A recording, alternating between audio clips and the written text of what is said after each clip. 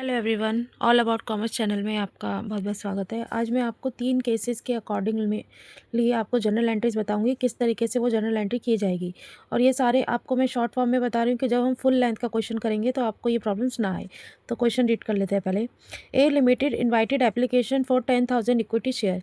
ए limited ने 10,000 equity share के लिए एप्लीकेशन किया है, मतलब 10,000 शेयर्स उसने मार्केट में डाले हैं एट द 50 रुपीज़ ईच, और वो 50 रुपये का एक शेयर है, मतलब 10,000 शेयर हैं, 50 रुपये का एक है, उसकी फेस वैल्यू 50 रुपये है। एप्लीकेशन पे 20 रुपये मंगाने के लिए कंपनी ने कहा है कि एप्लीकेशन पे 20 रुपये चाहिए। शेयर होल्डर्स वो जो भी सब्सक्राइब करेगा, अलॉटमेंट पे 10 रुपये लेगी कंपनी, और फर्स्ट कॉल पर 20 रुपीज़ लेगी। ठीक है, तो एप्लीकेशन पे 20, अलॉटमेंट पे 10, और फर्स्ट कॉल जिसको कहते हैं, अब इस केस में फर्स्ट एंड फाइनल कॉल यही होगी। फर्स्ट एंड फाइनल कॉल क्या होगी? 20 रुपये। अब केस 1 देखते हैं, केस 1 में क्या कहता है। अब केस 1 में कहता है company received application for 10,000 share. Case 1 में देखिए, कंपनी ने 10,000 शेयर ही मार्केट में उतारे थे और 10,000 शेयर ही पब्लिक ने सब्सक्राइब कर लिए, मतलब परचेज कर लिए। तो इसकी एंट्री देखेंगे। सेकंड केस क्या है? Company received application for 11,000 share, और कंपनी ने देखिए उतारे थे तो मार्केट में 10,000 शेयर, लेकिन पब्लिक ने सब्सक्राइब कर लिए, मतलब पेमेंट करी 11,000 शेयर की। ठीक है, एक्सेप्ट, तो पब्लिक ने वो कंपनी ने क्या करा? एक्सेप्ट करा 10,000 share and reject the rest. तो कंपनी ने क्या क्या किया कि 10,000 शेयर हैं तो 10,000 शेयर वालों को तो दे दिए शेयर, लेकिन बाकी जो 1,000 एक्स्ट्रा हो गए थे उनको मना कर दिया, रिजेक्ट कर दिया गया।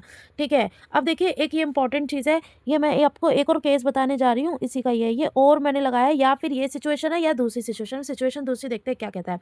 Application money retain as allotment money. देखिए जो भी एक्स्ट्रा मनी रिसीव हुई है, मतलब 10,000 शेयर की रिसीव करनी थी, रिसीव हो गई 11,000 शेयर की, तो एक्स्ट्रा कितनी मनी रिसीव हो गई? 1,000 शेयर की मनी रिसीव हुई। ठीक है, तो जो वो 1,000 रुपये की 1,000 शेयर की मनी रिसीव हुई है, उसको कहाँ यूज़ करने के लिए बोल रहे हैं?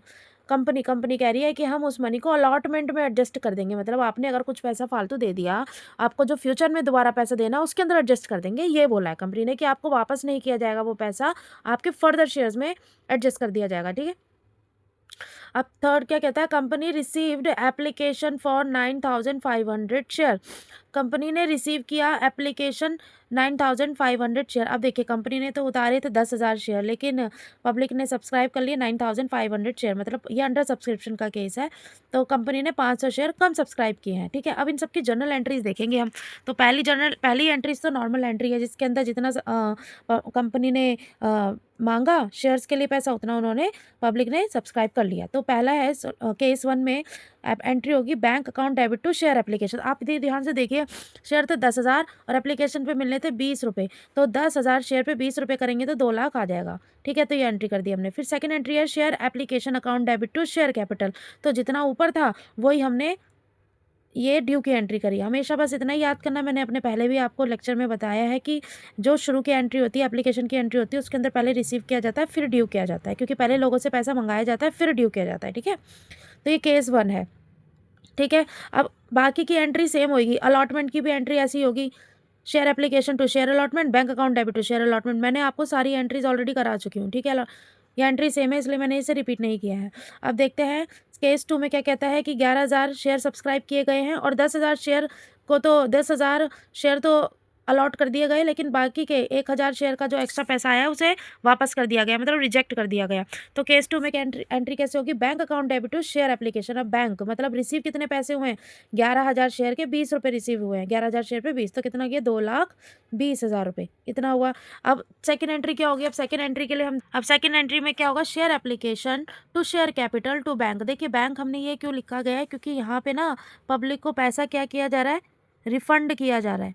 ठीक है, जब पैसा रिफंड किया जाएगा तो देखिए आपको पता ही है कि एक्स्ट्रा पैसे कितने आए थे? 1,000 शेयर के आए थे पैसे 20 रुपये के हिसाब से, तो 20,000 रुपये हम क्या कर देंगे? रिफंड कर देंगे। एंट्री हो जाएगी share application to share capital to bank. ठीक है, अब दूसरा केस था जिसके अंदर वो पैसा अलॉटमेंट के टाइम पे यूज़ किया जाता है, तो एंट्री क्या की जाएगी? उसमें एंट्री की जाएगी, देखिए उसमें एंट्री होगी share application to share capital to share allotment. मतलब शेयर एप्लीकेशन पे कितने पैसे मिले? 2,20,000 रुपये। शेयर कैपिटल पे कितना मिला? 2 लाख रुपए। और जो आपके जो एक्स्ट्रा पैसे मिल गए ना 20,000 रुपये, वो अलॉटमेंट के टाइम पे यूज़ किए जाएंगे। कब किए जाएंगे? अलॉटमेंट के टाइम पे। बैंक में यहाँ रिफंड कर दिया गया, इसलिए बैंक में किया, क्योंकि बैंक को बैंक से पैसा चला गया, ठीक है, तो यहाँ एंट्री हुई रिफंड की। अब क्योंकि अलॉटमेंट के टाइम पे यूज़ किया जाएगा पैसा, तो हमने यहाँ शेयर अलॉटमेंट किया। इसे ध्यान से आपको पढ़ना पड़ेगा, क्योंकि ये एंट्रीज हम करेंगे आगे। अब केस 3 में क्या गया था? अंडर सब्सक्रिप्शन हुआ था, तो 10,000 शेयर चाहिए कि था, 10,000 शेयर पे पैसे, लेकिन मिला कितना? 9,500 पे। तो जितना मिला उसी को दिखाएंगे। 9,500 इंटू 2, 1,90,000 आ जाएगा। Share bank account into share application, फिर आएगा share application to share capital, ठीक है, ये एंट्री हो जाएगी। अब मैं आपको एक और चीज़ बताने जा रही हूँ, उसके अंदर हम पढ़ेंगे mode of issue of shares. Issue shares को किन किन मोड्स में इशू किया जाता है। तो पहला मोड होता है पार पर, मतलब कि कोई शेयर अगर 50 रुपये का था, तो उसे 50 रुपये में ही इशू कर दिया गया, ठीक है यहाँ। और दूसरा मोड होता है शेयर इशू एट प्रीमियम, कि अगर शेयर 50 रुपये का था, लेकिन शेयर को इशू कितने पे किया गया? 55 रुपीज़ में। तो जो 5 रुपीज़ एक्स्ट्रा हो गए ना, वो प्रीमियम कहलाता है।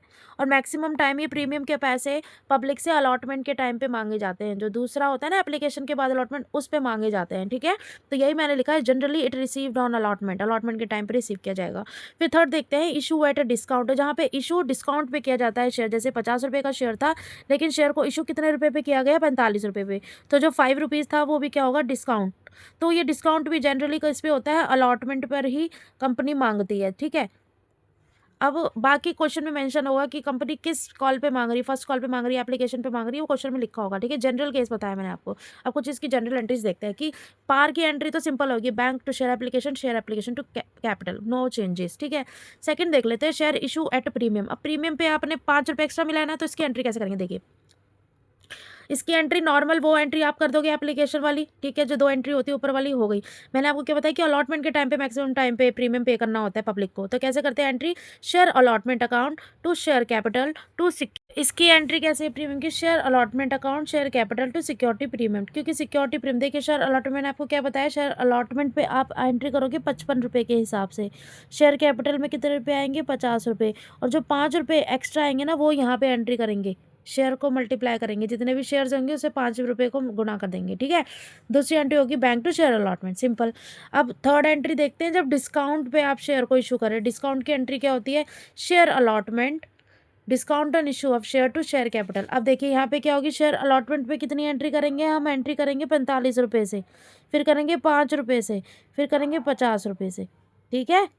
फिर करेंगे, फिर सेकंड एंट्री होगी बैंक टू शेयर अलॉटमेंट। ये एंट्रीज होती हैं, ठीक है। तो इन एंट्रीज को आप बहुत ध्यान से समझ लीजिए, उसके बाद हमें क्वेश्चन करने में ईजी रहेगा। Thank you.